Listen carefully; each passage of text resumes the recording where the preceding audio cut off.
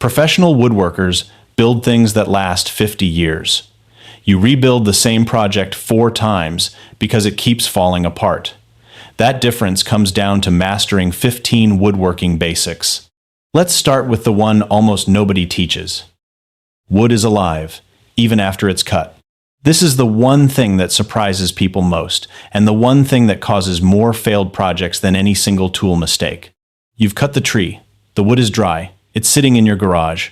Surely it's done moving now, right? Wrong. Wood expands and contracts with moisture in the air. Every season, every time the humidity shifts, a board that fits perfectly in summer can crack a joint wide open by January. I've seen it happen to beautiful tabletops that took weeks to build. The wood didn't care. This is called wood movement, and understanding it is honestly more important than knowing how to use any single tool. Here's the rule. Wood moves across the grain, not along it. So when you're building anything wider than a few inches, you have to design for that movement. Don't glue wide panels flat to a rigid frame. Don't screw straight through without slotted holes. Give it room to breathe. Think of it like an old man getting out of a chair. It needs space, and it's going to complain loudly if you don't give it any. The guys who've been doing this for 30 years don't fight the wood. They plan around it. That's the difference. And that starts before you even pick up a tool. It starts when you choose what you're building with. Here's a fact that trips people up constantly. Balsa wood is technically a hardwood. Yes, that same balsa used to make model airplanes, so light you could sneeze it across the room. The terms hardwood and softwood don't actually describe how hard the wood is. They describe the type of tree. Hardwoods come from deciduous trees, the ones that lose their leaves. Softwoods come from conifers, like pine and cedar. In practice, though, most hardwoods are harder, which is why oak, maple, and walnut are workhorses for furniture. Pine is softer, cheaper, and easier to work with, great for learning. But it dents easily. Choosing pine for a dining table that a family of 4 will use for 20 years is like choosing flip-flops for a construction site. You can do it, but you're asking for trouble. For beginners, start with pine or poplar. Save the walnut for when you know what you're doing. Walnut is beautiful and expensive, and it will punish your mistakes in ways that pine simply won't. That said, whatever species you're working with, there's one fundamental thing you need to look at before you buy a single board, and most people walk right past it at the lumber yard. A board doesn't have to be lying to you for it to ruin your project. It just has to be warped. There are 3 main defects to know. A cup is when the board curves across its width, like a shallow bowl. A bow is when it curves along its length, end to end. And a twist is when one corner lifts, while the other 3 stay flat. And that one is the sneakiest of all, because it can look perfectly flat until you try to build with it. To check for twist, hold the board at eye level and look straight down its length. If the 2 far corners aren't at the same height, it's twisted. You can sometimes fix a mild twist. A severe one belongs in the scrap bin, no matter how pretty the grain is. Also inspect for knots. Small, tight knots are mostly fine and honestly can look great. Large, loose knots will eventually pop out. I once watched a guy spend 3 hours on a cabinet door, only to have a knot fall clean out while he was sanding. That is a very quiet, very sad moment. Inspect your boards before you cut. Plan around defects. Don't just hope they won't matter. Hope, it turns out, is not a woodworking strategy. Once you've got a solid board in hand, the next move is where almost every beginner makes their first real mistake. Measure twice, cut once, and mean it. Everyone says it. Almost nobody actually does it. Here's the thing. Measuring twice isn't about being careful. It's about not being stupid. Wood is not forgiving. You cut it too short, it stays short. There is no stretching it back. I've watched people measure once, cut, then measure again, apparently hoping the number had changed. It never does. Use a sharp pencil. Better yet, use a marking knife. For precision work, it severs the fibers cleanly and gives you a line with no width to second guess. And here's a small trick that removes a whole category of error. Instead of measuring everything with a tape, use the actual piece as a reference whenever possible. Hold it against the space. Mark it directly. That's one less place for a number to go wrong. Because errors stack. One bad measurement becomes 3 bad cuts, and suddenly your project looks like it was assembled during a power outage. But here's the part they don't put in the saying: your tape measure might be lying to you anyway. The little metal hook at the end slides in and out slightly by design. It accounts for whether you're hooking it on an end or pressing it against a surface. If that hook is bent or the rivet is worn, your measurements will be off every single time. Test it. Measure something from the outside, then measure the same thing from the inside. They should match. If they don't, it's the tape, not you. And never mix tape measures mid-project. Even two accurate tapes can give slightly different readings. Pick one and stay with it. Sharp tools are actually safer. Tell a non-woodworker that a sharper blade is safer, and they'll look at you like you said driving faster saves fuel. But it's true. A dull blade needs more force to move through wood. More force means less control. Less control means the tool goes where it wants, not where you want it. That's how accidents happen. A dull chisel skids sideways, slips off the wood, and heads straight toward your hand. I have a small scar on my left thumb from a dull chisel in my second year. Learned that lesson the useful way. A sharp chisel cuts cleanly with light pressure. A sharp saw glides. If you're forcing, pushing, or burning, you need sharper. For hand tools, a basic sharpening setup, a couple of water stones, and a leather strop will keep your chisels and plane irons in proper shape. For saw blades and router bits, replace them when they start working harder than they used to. The wood will tell you when it's time. It starts sounding like an argument instead of a conversation. Sharp tools also reveal something else about your work, whether your cuts are actually straight, which leads directly to the next thing. If your project isn't square, everything else becomes harder. Drawers won't slide, doors won't close, joints won't fit right. A small angle error at the start multiplies as the project grows. What looks like a tiny gap on the first piece becomes a visible lean by the time you're assembling the whole thing.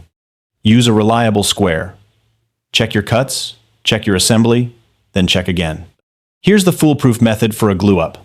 Measure diagonally, corner to corner, both ways. If both diagonals are equal, it's square. If one is longer, rack the clamps slightly toward that corner until they match. It takes 30 seconds, and it has saved more projects than I can count. There's always a moment in every build where you think, that looks close enough. That is the exact moment things go wrong. Wood doesn't care about close enough. It rewards precision and punishes optimism. Even with perfect square, though, your joints still need to be right for the job. Not all joints are equal. Some are strong, some are fast, some are mostly just pretending to be useful. A butt joint is quick, two pieces pushed face to face. But it's weak, good for temporary work, not for anything you want to outlast your enthusiasm for the project. Mortise and tenon joints are strong and reliable. They've been used for thousands of years for good reason. Dovetails are strong and beautiful. They also take patience and practice, but once you can cut them by hand, you'll show them to everybody, whether they ask or not. Pick the joint based on what the piece actually needs to do, not what looks easiest in the moment. I once used a weak joint on a chair. It held fine, until someone actually sat on it. That was a short lesson delivered quickly. And even the right joint falls apart if the glue is wrong. Here's something that genuinely surprises most beginners. A well-made glue joint is stronger than the wood itself. Break it apart after it cures, and the wood fibers will tear before the glue line does. That's real. But, and this matters, that only applies to a long grain to long grain joint. End grain is porous. It drinks glue like a sponge and gives you a joint that feels solid until you put any real stress on it. That's why boxes and frames use miters, reinforcements, or mechanical fasteners. Pure end grain glue joints are not structural. The other mistake people make with glue is using too much. Squeeze out is normal and expected. A thin bead coming out of the joint means good coverage. A river of glue coming out everywhere means you used 3 times too much. Excess glue doesn't make things stronger. It just gives you a mess. And dried glue under a finish looks like someone knocked over a cup. Apply a thin, even coat. Clamp it until the glue fully cures. Then leave it alone. Checking it every 5 minutes does not, in fact, speed up chemistry. And speaking of clamping, clamps apply pressure while glue dries. Simple enough. But use the wrong clamp and you'll bow your workpiece, starve the joint, or leave dents in the surface you just spent an hour prepping. F-clamps and bar clamps are general purpose. Parallel jaw clamps are the gold standard for gluing wide panels. They apply even pressure without racking the piece sideways. Pipe clamps are cheap and effective for longer spans. Now here's what most people don't know about clamp pressure. More is not better. You want enough pressure to close the joint fully and push out a thin line of glue. If you're cranking with everything you have and glue is spraying everywhere, you've actually squeezed the glue out of the joint, which defeats the entire purpose. Use cauls, flat pieces of scrap placed between the clamp and your workpiece to spread pressure evenly and protect the surface. It's a small habit that prevents a lot of grief. Clamp it right, leave it alone, and move on to the next step, which is the one people rush more than almost any other. Sanding goes in steps, not all at once. People buy a sheet of 220 grit sandpaper and go to work on a rough board, then wonder why they've been at it for an hour and the surface still looks terrible. Here's why. Coarse sandpaper removes material fast. Fine sandpaper refines the surface. They are not the same job, and you can't skip from one to the other. Start coarse, maybe 80 grit on a rough or milled surface, to level everything out and remove tool marks. Then step up, 120, 150, 180, 220 for a final pass. Each grit removes the scratches left by the previous one, until the scratches become too small to see or feel. If you start with 220 on a rough board, you will be there until next Tuesday. 2 more things. Always sand with the grain. Going across it leaves scratches that only show up once you apply finish, by which point it's too late. And before your final sanding pass, wet the surface lightly with water and let it dry completely. This raises the grain. Sand it back down with 220, and it won't raise again when your first coat of finish goes on. Skip this step and your first coat turns the surface rough, and now you're sanding cured finish, which is miserable. The grain direction rules everything. This one deserves its own chapter because it shows up everywhere. Run your hand along a board one way and it feels smooth. Go the other way and it feels rough, like an old cat's tongue. That's the grain, and it determines how every tool behaves on that surface. When you plane with the grain, the tool glides and peels cleanly. Plane against it, and the fibers lift and tear. Woodworkers call this tear out, and it can ruin a surface in seconds that took 30 minutes to prepare. If you're getting rough ridges with a hand plane, flip the board around and try from the other end. Often that's all it takes. With a router, routing across end grain is always risky. The last pass on a corner almost always tears out. The trick is to route the end grain sections first, then the long grain, which cleans up whatever the end grain left behind. I once ignored grain direction on a tabletop. Looked fine in the shop. Then the light hit it from across the room. Every scratch was visible, like the wood was trying to wave at me. Took an extra 2 hours of sanding to fix. Wood has memory. It remembers how it grew. Work with that, not against it. Pre-drill your holes. Driving screws straight into wood without a pilot hole is one of the most reliable ways to split a board. Wood screws work by displacing fibers as they drive in.